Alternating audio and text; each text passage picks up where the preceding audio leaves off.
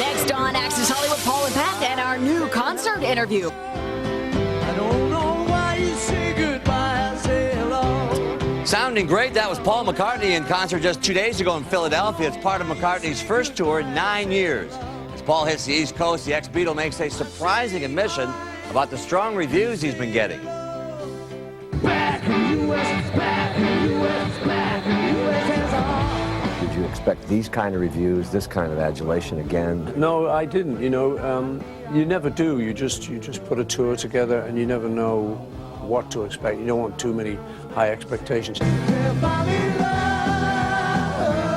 The entire 19-city tour sold out with Beatlemaniac speed in just under an hour.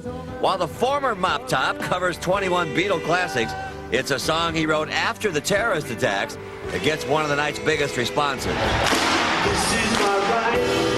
You know, when the Beatles came here in 1964, it was right after John F. Kennedy had been assassinated, and you guys were really the therapy session for the world. Do you feel that happening again, Paul? We didn't set out to do that, but it's kind of, I think we're in the right place at the right time. Mark it down on your Palm Pilot. Next Thursday, our exclusive Paul McCartney one-on-one, and we talk about George Harrison and John Lennon, a couple of rare Beatles stories, what happened to Penny Lane, life and marriage, McCartney mania, and just darn good stuff from Sir Paul. Still to come, Sir Paul, ready? So that.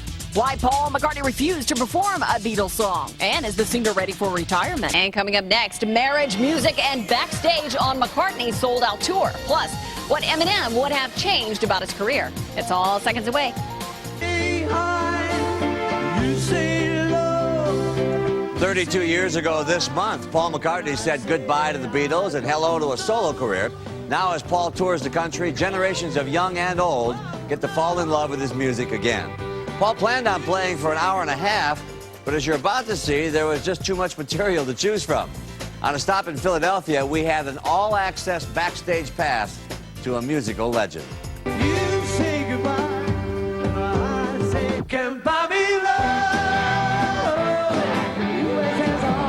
I've dreamed about this moment my entire life. I've been in love with Paul McCartney since I'm 5 years old. And I'm not going to tell you how old I am. My parents like it too, so it's something that the whole family can like listen to together. When you look out at the sea of faces in this tour, you know, what do you see from up on stage? You will get kind of older people who are my generation, and then you get their kids, and now you're getting their kids' kids. 'Cause I don't get too much money, money can buy me love. Nearly 40 years after the Beatles first invaded America, Paul McCartney, now approaching his 60th birthday, is rocking them wild, playing to 3 generations of fans on his sold-out 19-city U.S. tour. There's quite a lot of young girls in the audience, which is quite embarrassing. 'Cause Why? well, I'm spoken for, Pat. But they can still scream and carry I on. know, but I can't. That's the problem. difference. This is the difference. You know what, you're right, I'm going, you can't. No, I don't know what you're talking about. Me? No, no. His fiancée, Heather Mills, sits in the audience at his shows. In Philly, she greeted him backstage at the end of the night and walked with him back to his tour bus. This is my right. The show lasts 2.5 hours each night. In Philadelphia, Paul arrives at 5 o'clock for sound check. His 5 guitars and basses and 1 ukulele are fine-tuned. Then at 8:30, he takes this route from his dressing room up a hallway and through this corridor. And then finally up these stairs to an adoring public. Paul McCartney has done this before, but this time, it's a little different. You say yes, I say no. Whereas he shied away from Beatles tunes when he toured with his second band, Wings, in the 70s, Paul now embraces them, delivering 21 classics from Hello Goodbye to Hey Jude.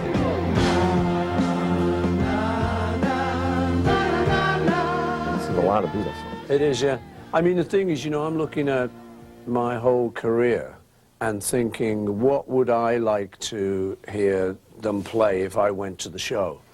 And without reservation, without sort of thinking things like, well, you know, this is Wings, and in order to establish Wings as a band, I don't want to play too many Beatles things because I want it to be Wings. Now, that doesn't really matter. 21 songs. What would have been 22? We were considering Penny Lane, and that was kind of sounding good in rehearsal, but we just didn't have time. Isn't it amazing how those songs can take on different meanings for different generations, for different moments? I see it happening every night. I mean, there's even like a little song like Jet. Jet! You think, oh, Jet, Jet, just a little rocker. But in the second line it is, Jet, I can do the funny faces. That time you told them that you were going to be marrying soon. And here's me, you know, I'm going to be marrying soon. So there's all these little, ooh, I hear myself saying these words that are true. What day is that wedding date? It's, I'd like to announce it exclusively on this program, but I can't. Now, in an age when many are retired or thinking about it, Paul pushes ahead. 5 decades after the Beatle invasion, and just 4 years from actually living out that Beatle ditty, When I'm 64. Did you ever imagine that you'd still be doing this when you're No. 60? I mean, seriously. No, we said in interviews round about that time, shortly before that time, that, you know, we could see it lasting 10 years. And Ringo by then was saying, yeah, you know, it'll last 10 years and I'll get a string of hairdressing salons. Will you tour again? Another CD, a play, Vegas? Like I say, you know, I never think Broadway? about it. I never think about it. I really don't. Only time I'll think about it is when I really think I shouldn't be doing this. I'm really not enjoying it.